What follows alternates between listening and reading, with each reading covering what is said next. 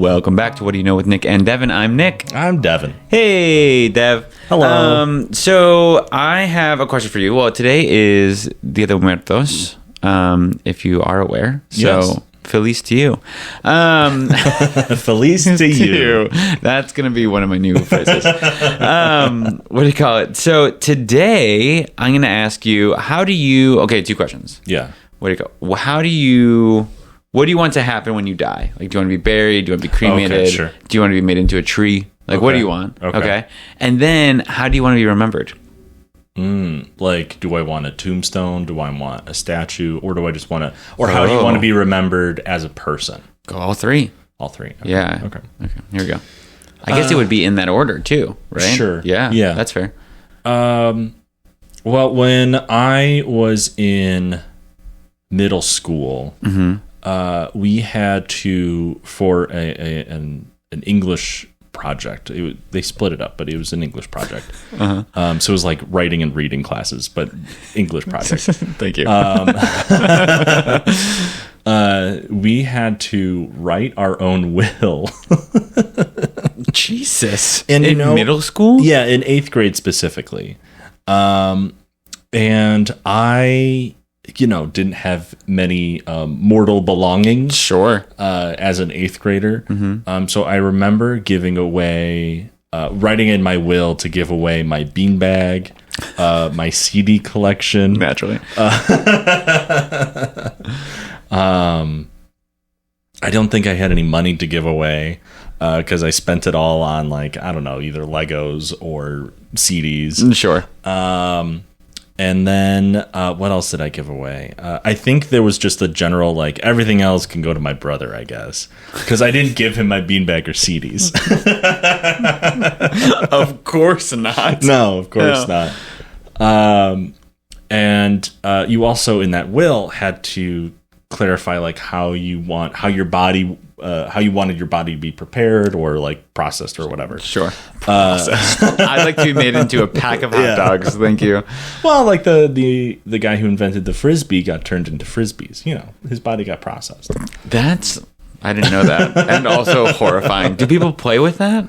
Yeah. Is that safe to play with? It's just ash being put into the plastic. Yeah, but it's not like like you're throwing his shoulder bone. I mean, thank you.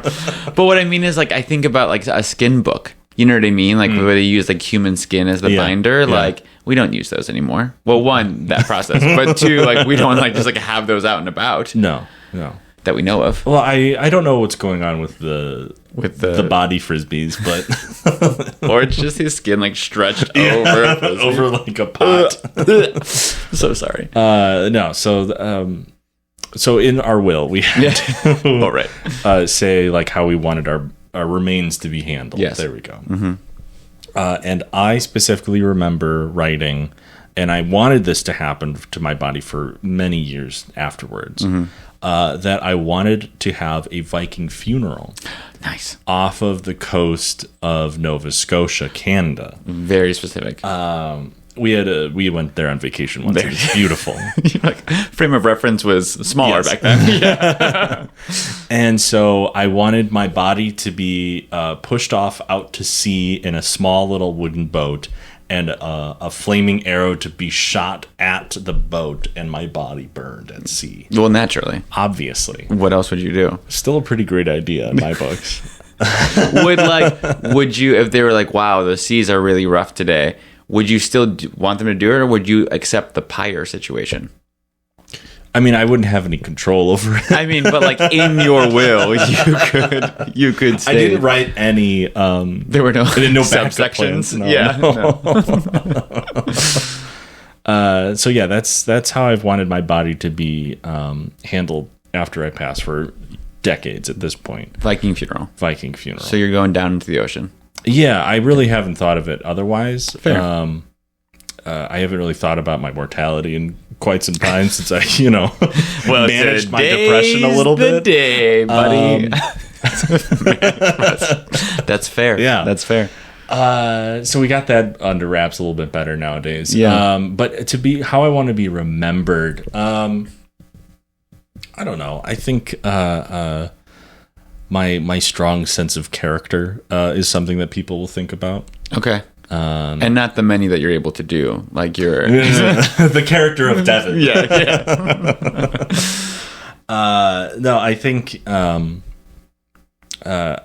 hope people will think of me as someone who was kind. I like that. Yeah, very nice. That's where I'm leaving that. Okay, all right, fair enough. How about you?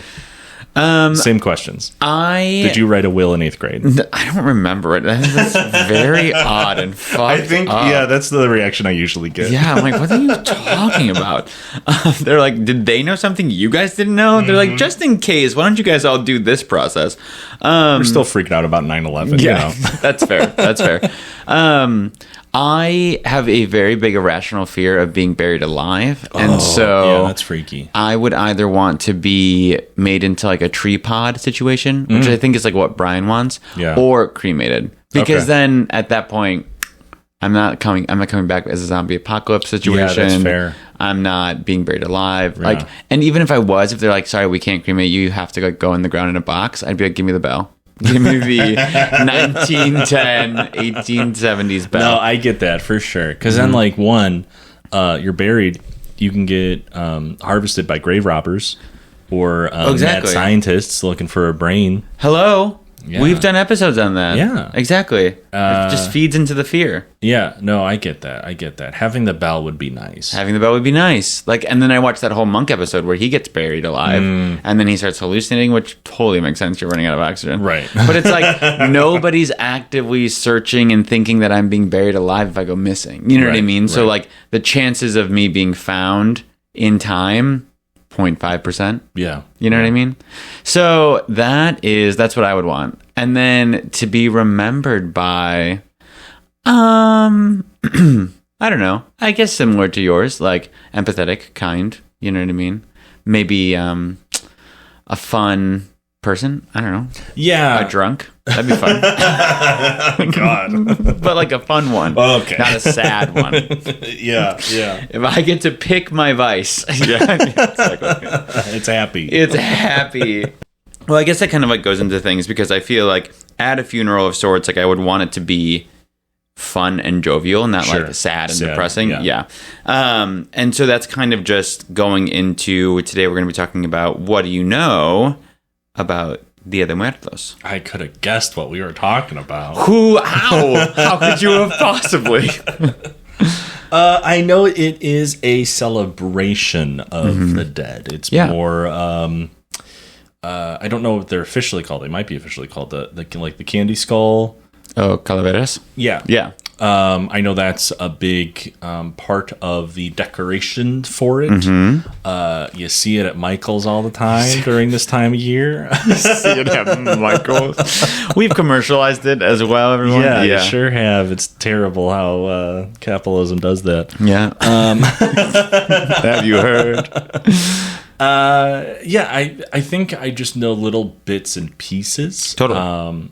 But I am interested in the whole story. Yeah, I think to your point, like it is kind of definitely a celebration, right? It's a time where our deceased and loved ones can come back and visit us and hang out with us, and we get to just remember them in a more fun way, right? In a jovial way. And I think it also, and we'll talk about it, but it goes into like the aspect of seeing death as a part of the bigger picture of life, right? And to be like welcoming to it and not scared or fearful or sad towards death. Yeah. And so we're going to go back to some of the Aztec origins of it, and then we'll talk about some of the like symbolism of some of the things that you'll see on like ofrendas or altars and things like that. So a couple of different things, but I thought today of all days is the perfect time. Right, because as of recording, it is the day. Correct. Right? Today is November 2nd. Right. So, and we'll talk about kind of different things. And of course, the Spanish bastards who,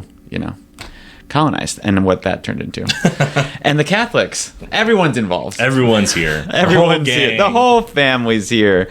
All right. So let's start off. So Dia de Muertos, or Dia de los Muertos, is a 2-day festival honoring and celebrating the dead. So it is celebrated on November 1st and 2nd. The first is typically the Dia de los Angelitos, which are the children who have passed. And that is the stroke of midnight on November 1st. Okay. And then it's Dia de los Difuntos is the stroke of midnight on November 2nd, which is for the adults. And then Dia de los Muertos is like kind of during the day on the 2nd. Sure. Whether it is like the big festival and all of those things. So you might see like parades and things. Obviously, Mexico City is like a really large place to do it. Guanajuato does a really big celebration as well, and kind of all around. Yeah.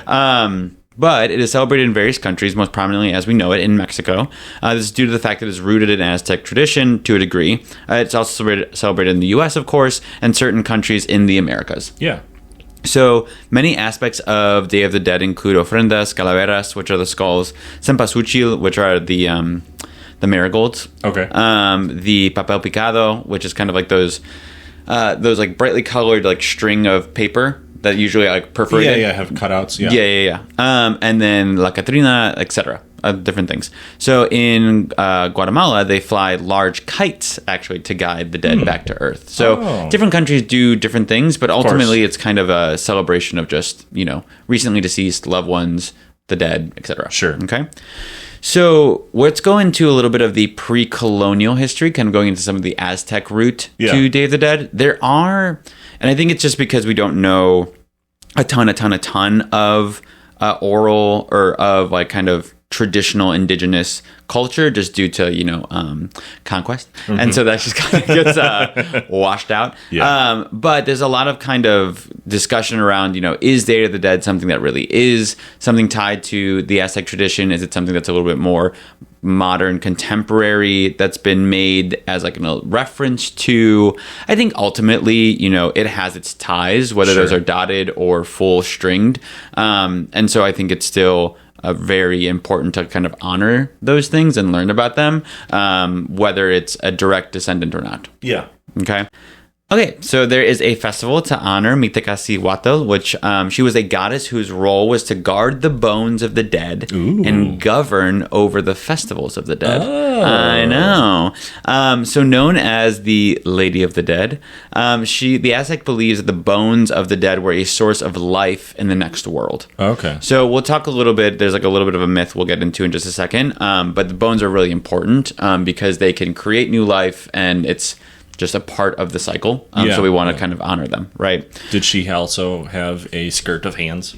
So she does have a skirt. Do I talk about it? I do. I have it in a second, the way she's depicted. But it's not hands. It is a skirt made of serpents. Whoa, that's pretty cool. That's pretty cool.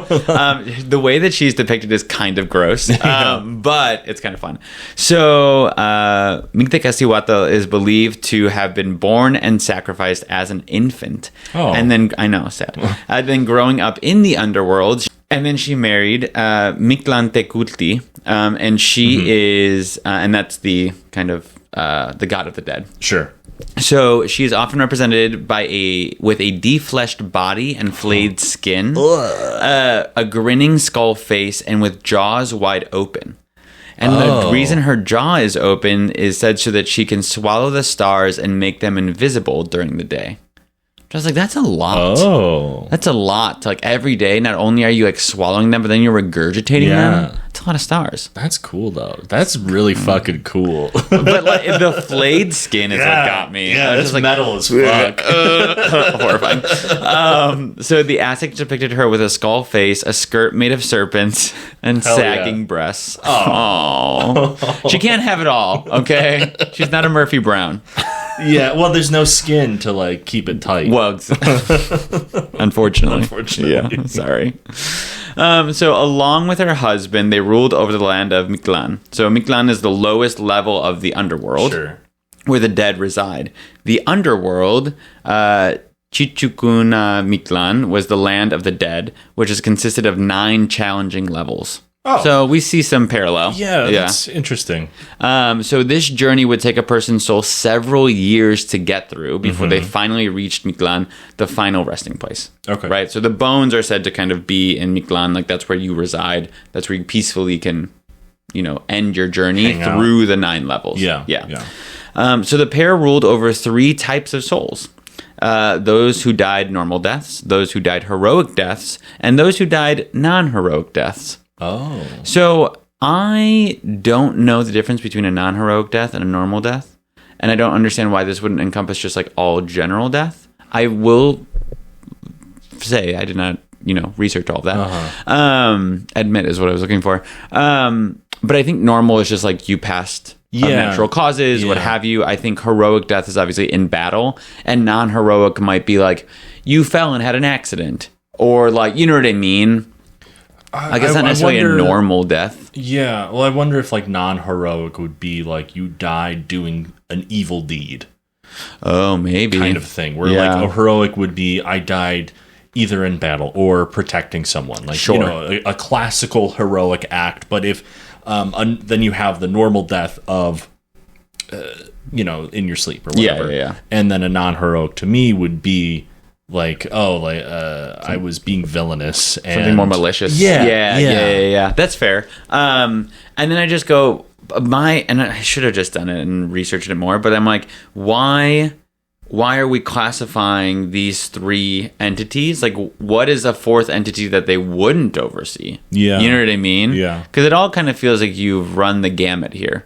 You know what I mean? It covers like all souls. The only thing I could see is like, if they are taking their own life, like, is that something... Is that a non-heroic, or is that something different? Or is that something different? Yeah. Right. Because I could see in a lot of cultures, obviously, that becomes something that's a little bit more like limbo aspect or something of that nature, but I don't know. Yeah, or maybe they don't look over like other gods' souls, essentially. Oh, maybe. Because if I remember correctly from your last episode that you talked about this kind of stuff, it was like gods die.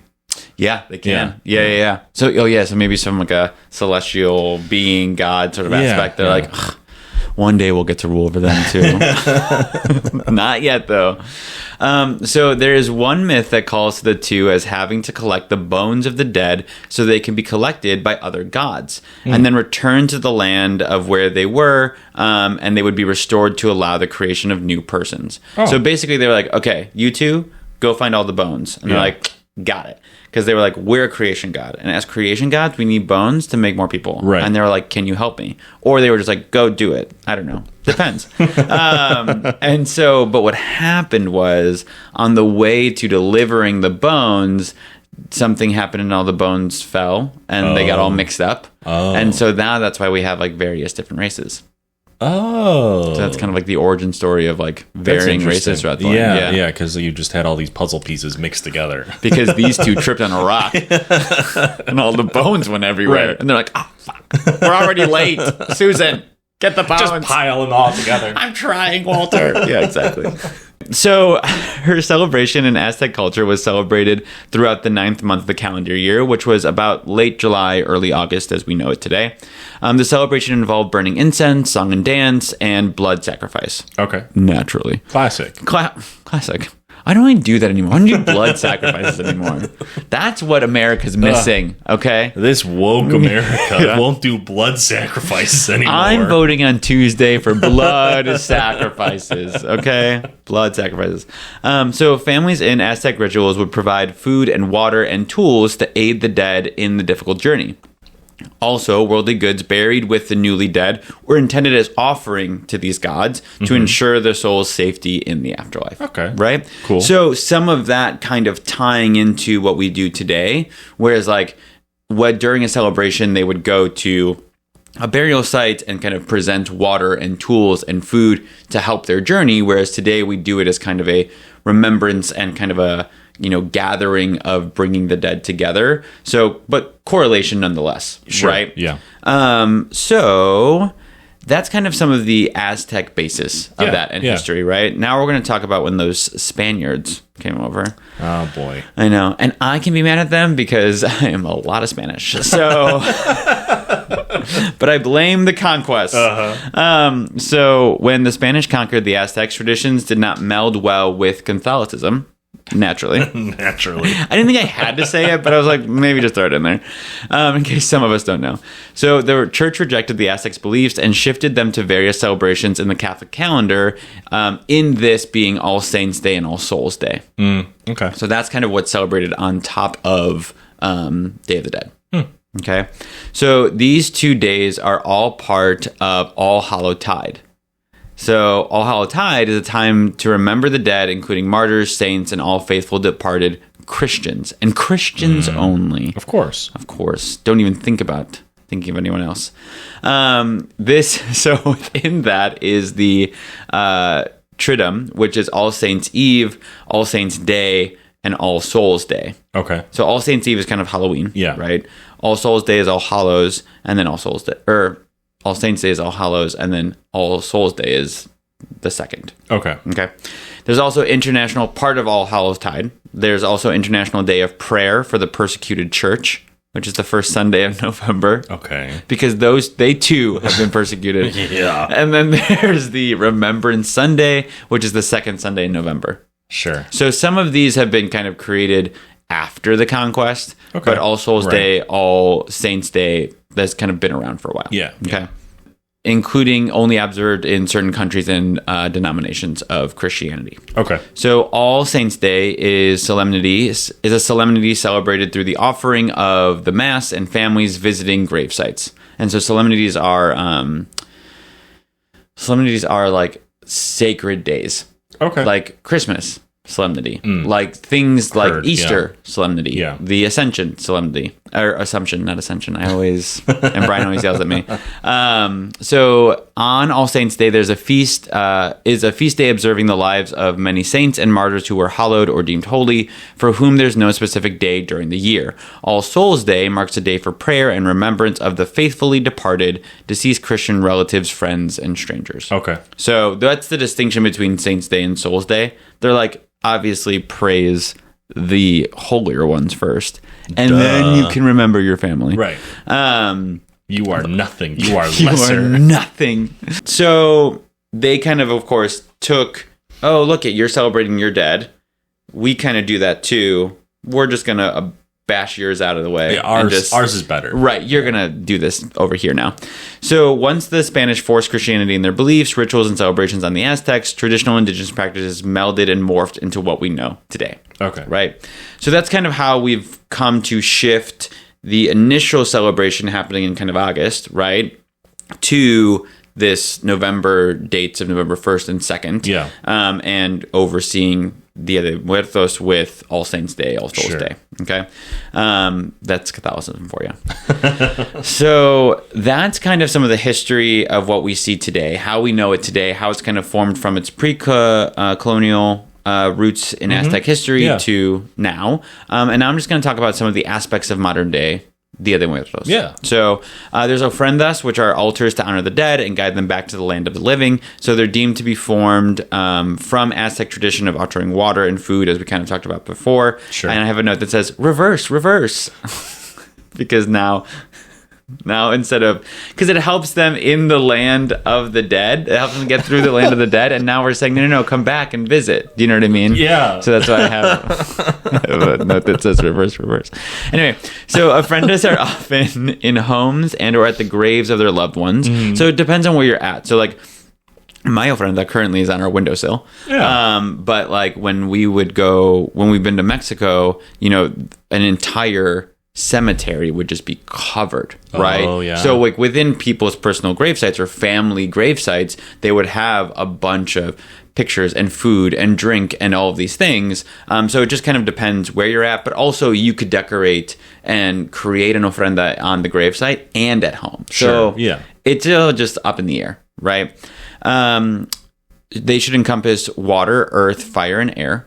So we'll include photos of those past, their favorite foods and drinks, personal items, flowers, and more. They're colorful and lively and a focal point of celebration. Yeah. Right? So some food and drinks that are kind of traditional or can be a part of is pan de muerte, which is like a sweet bread of pan dulce. And it usually has like an X of like, they use the same dough on it and they put like a little X at the top of a bones. You get it. Calaveras, which are like sugar skulls. They're edible. They're decorative. There's the deceased favorite foods. So like tamales are usually pretty big. Mole, like favorite candies, or just different favorite dishes, right? Yeah. And they're kind of offered as a welcome to eat. Or they're kind of offered as like, oh, come join us while we also eat and we celebrate and we do all those things. Yeah, we'll put them on your altar. We got your favorite snackies. Look. Tempting. But I always wondered, I was like, well, what do I do afterward? The food? With the food, right. It's just kind of like out and about. Yeah. So you're welcome to eat it. I was going to ask, like, don't you, like, are you supposed to eat it with whomever you're remembering? It's kind of one of those things where it's placed on the altar, and it's out on the altar for a couple of days. Yeah. So if it's still good, you're welcome to eat it. If Sure. not, you're welcome to discard of it. But again, it's one of those things where it's more of this is for that person, and we're remembering that person through making this or purchasing this as well. Like it's not a matter of like, oh, you have to like dispose of it in a certain way. Like it's not as ritualistic or like as strict as that. Sure. It's just like eat it if it's good. If it's not, toss it. Yeah. You know what I mean? So there's also from like a drink perspective, there's agua de Jamaica, which is like hibiscus water, atole or champorrado, which are kind of think of like hot chocolate, like thicker, like a masa base.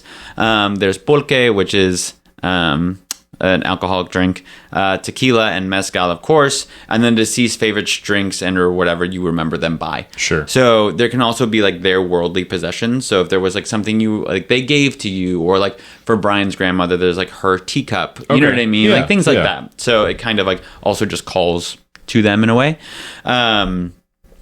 That's kind of the food and drink aspect. Yeah.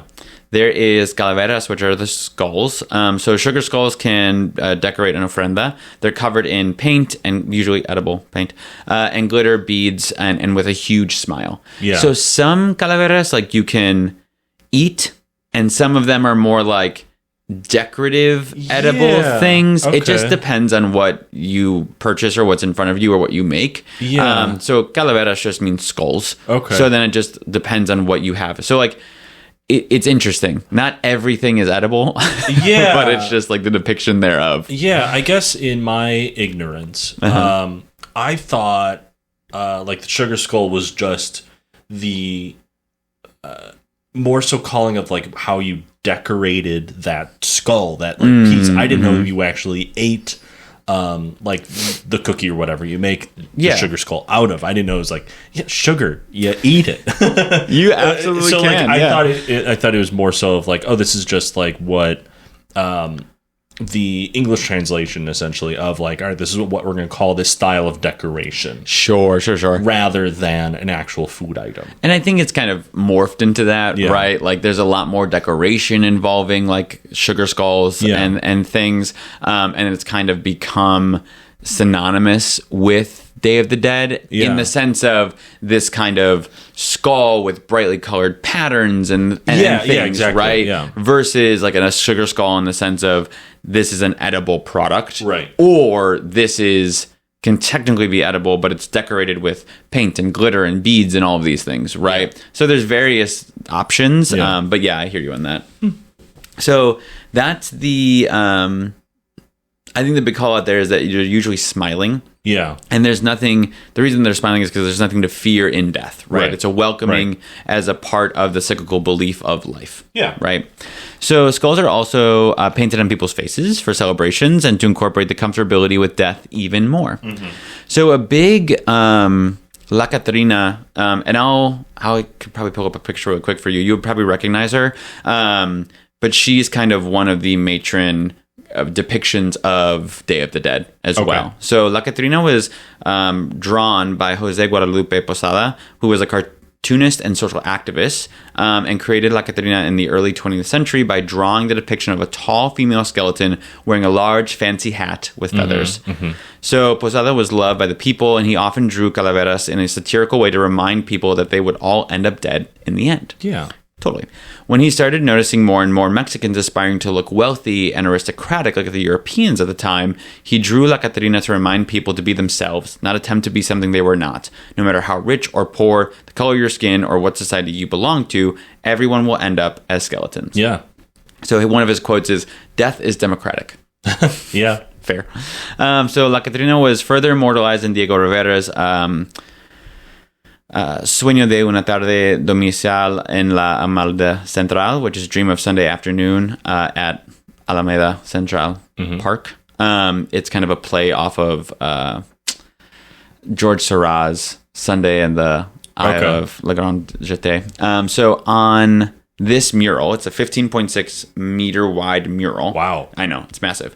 Rivera depicts Posada on the right or the left side of La Catrina. So La Catrina is kind of like in the middle, Posada's on the left, and then he depicts himself, Rivera, as a child, like holding her hand on her left side or her right side, and then Frida Kahlo, his wife, Rivera's wife, behind him. Okay. And so like that's kind of like the focal, and then of course there's like an entire mural around that. Yeah. But La Catrina kind of just continuing to be immortalized in a very obviously prominent piece within culture and history.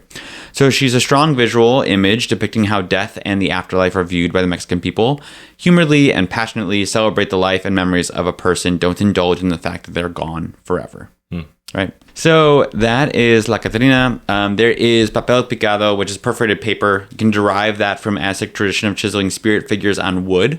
Oh. So, yeah. Okay. So papel picado can bring color and movement to an ofrenda, as well as representing the element of air. You got it. Look at this guy. He's connecting those dots. So one of the last things I wanted to talk about, and this kind of gets into a little bit of a myth, is the cempasúchil, which are the marigolds. Okay. Yeah. And so they're native to Mexico, but cempasúchil are placed on altars and used to create a pathway to them as they guide the spirits back to the land of the living through their intense color and pungent smell. Yeah. How do they get marigolds to grow this late in the year? That's been my question the whole time. I was reading an NPR article, and they were saying how as of late, he's like, it's almost like the boom of poinsettia in like during Christmas time. Yeah. He's like, I've had to ramp up production towards this portion of the year in California because cempasúchil have been so prominent and have been like such a demand as of late. Yeah.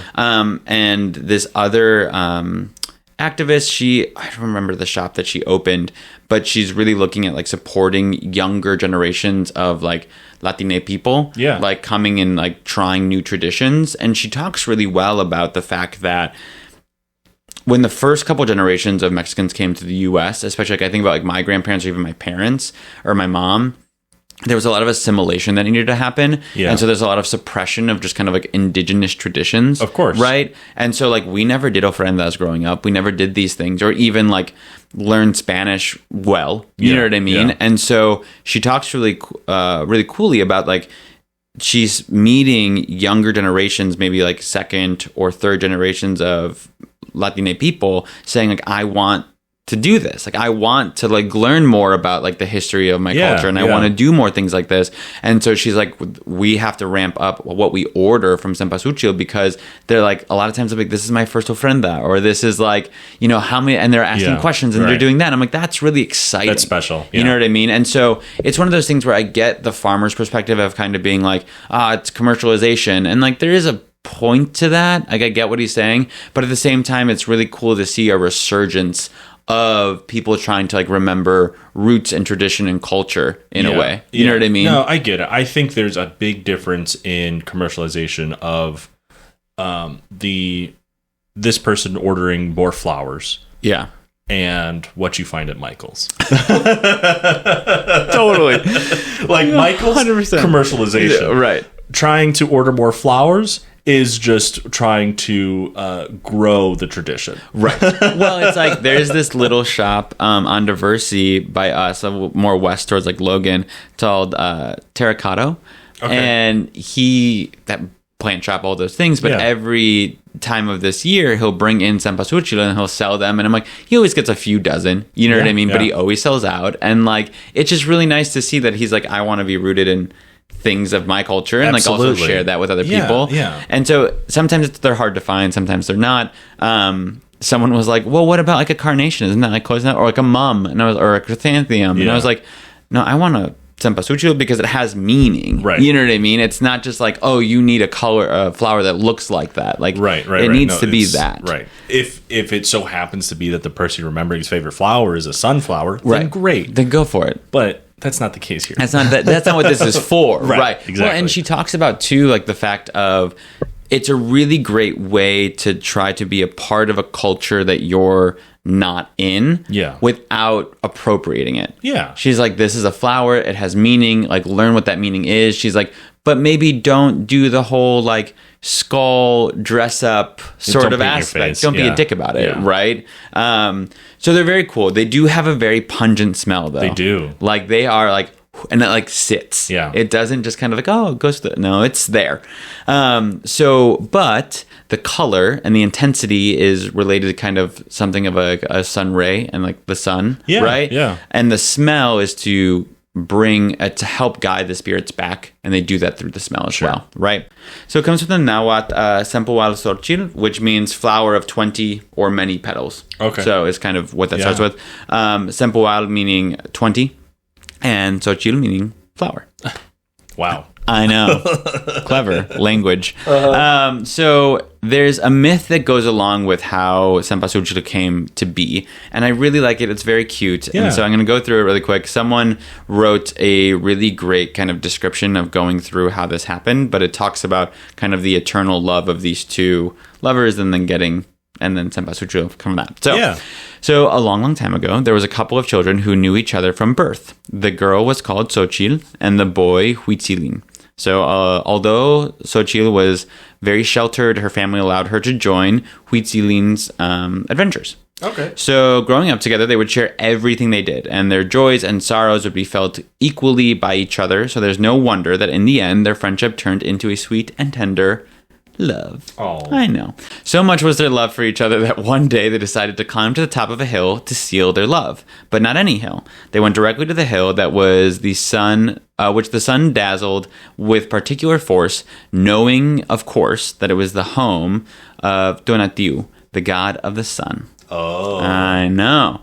So they particularly enjoyed hiking to the top of this hill where they would regularly offer flowers to the sun god. The god seemed to appreciate their offering and would smile from the sky with his warm rays. Okay. So they climbed and climbed the longest way to ask Tonatiuh to give them his blessing and care so they could continue their love of each other. The god of the sun, being a witness to such pure adoration, blessed their love and approved their union. He said, "You bet. Got you. So unfortunately... Oh no, here it is. I've been waiting for the shoe to drop. Yep. Unfortunately, not all days that followed were so lucky. Tragedy came to them unexpectedly when Huitzilin was called to participate in a battle to defend his people. And so they parted ways for him to go to war. Oh. After some time, Xochitl learned Huitzilin had died on the battlefield. Her pain was so great and her sorrow so deep that she went back to that hill. As she was standing there, she begged Tonatiuh with all of her might to allow her to join him in eternity. Oh. Seeing her so afflicted, he decided to turn her into a beautiful flower. So he cast a golden ray on her, and indeed, a beautiful and tender button grew from the earth. However, the button remained closed and never flourished until one warm, sunny day, a colorful hummingbird was attracted to the unmistakable aroma of this flower. With its fluttering wings, the hummingbird came to her and perched on her leaves. Immediately, the flower opened and showed a beautiful yellow-colored flower, radiant like the sun itself. It was the cempasúchil flower, the flower with 20 petals, which had recognized her beloved Huitzilin, who had taken the form of a hummingbird to return to her. Thus, the legend says that as long as cempasúchil flower exists and there are hummingbirds in the fields, the love of Huitzilin and Xochitl will last forever. That's so sweet. Isn't that so cute? Oh, goodness. It's so nice. So, that is kind of the meaning behind, of course, cempasúchil and why it's so important to have those flowers on your ofrenda. So today, you can watch Disney and Pixar's Coco that explores the holiday and the tradition more. You can also set up your own ofrenda at home. Just try to remember this is to honor and celebrate and enjoy time with your deceased loved ones. Try not to appropriate with costumes and trends. Right. It is a celebration and one with sanctity and love. It really represents the duality of life and death is not to be feared, but rather welcomed with a generous smile. and that is Dia de Muertos. What a good story. Yeah, it's cute. That's great. Yeah. So, I recently started doing, like I said before, my family didn't do ofrendas growing up or things like that. And so a couple years ago, I think it was during 2020, to be honest, I started making one at home, and it can be as private as you want it to be. Right. You know what I mean? And I've brought Brian into it, which, he has no Hispanic culture or ethnicity to him, but it's still one of those things where it's to remember your loved ones and talk to their memory and, honor them and do those things. So, and that's for anybody. Right. You can either do it the Catholic way and go All Souls Day. That's right. Or you can do it the fun way, which is our way. So, but yeah, so that is everything. Thank you. I hope that you all go out and set up your own ofrendas, maybe next year. And just remember some of these myths and some of these ties to the culture, that brings you to it. Yeah, absolutely. Thank you. All right. Well, that's all I have for you. You guys can, of course, follow us on all of our social media platforms at WDYK_podcast. Show me some pictures of your ofrendas. That would be awesome. I would love to see those. Yeah. So we will catch you next week. Thanks so much for sticking around. And Dev, adios. Bye. Bye. So much better.